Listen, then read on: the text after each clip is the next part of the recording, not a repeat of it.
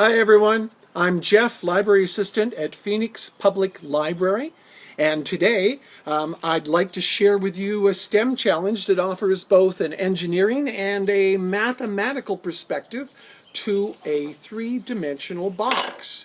Now, this is called our Box Assembly Challenge.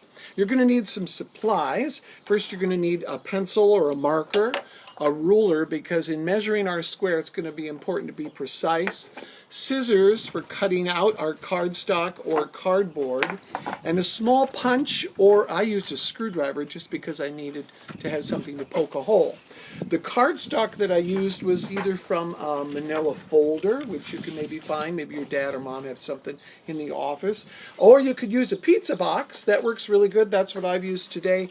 And if you don't have any of those cardboard pieces, I found a cereal box. It works perfectly fine and is a great way to recycle other materials that you want to use for projects. Here's a view of the pattern we're going to trace onto our cardstock. As you will see, there are 6 squares stacked in a step fashion. The solid line is where we are going to cut. The dotted lines, be very careful not to cut there. Those are going to be where we were folding. So inevitably what I did is I decided I'm going to have a 2-inch box. You can decide your own size. I would say keep it small, 2, 3, no more than about 4 inches, depending upon how large your hands are. And then make sure indeed that you measure it exactly right. We use this to trace out our pattern on our cardstock. I had a piece here. Here it is. And this is what I used. I took my square and I laid it out, and then I traced it with my marker. Now you'll notice there's 2 holes at one end and 2 holes on the bottom.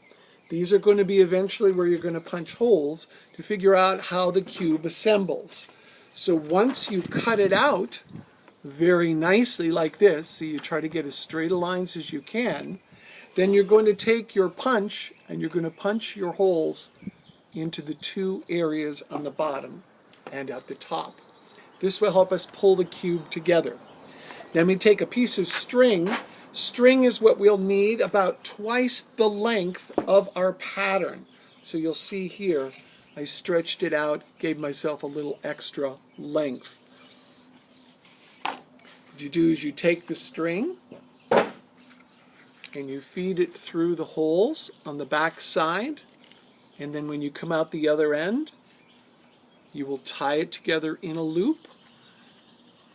And once you get it all tied together, make sure you fold each spot on the dotted line. Fold back and forth several times so that it's all nice and folded. And when you get a good fold situated with the box, then all you have to do is pull the strings together. Oops, I'm getting a little tangled there. And you see my box comes together, making a perfect cube. 6 sides, 3-dimensional cube made out of a flat piece of cardboard or cardstock. This challenge helps us to see how a flat 2-dimensional design can be formed into 3 dimensions, and helps us to also understand the concept of cubic measurement, otherwise a simple cube. It's physics, it's math, it's design, it's engineering, and I'm in my backyard on a beautiful day. It's fun.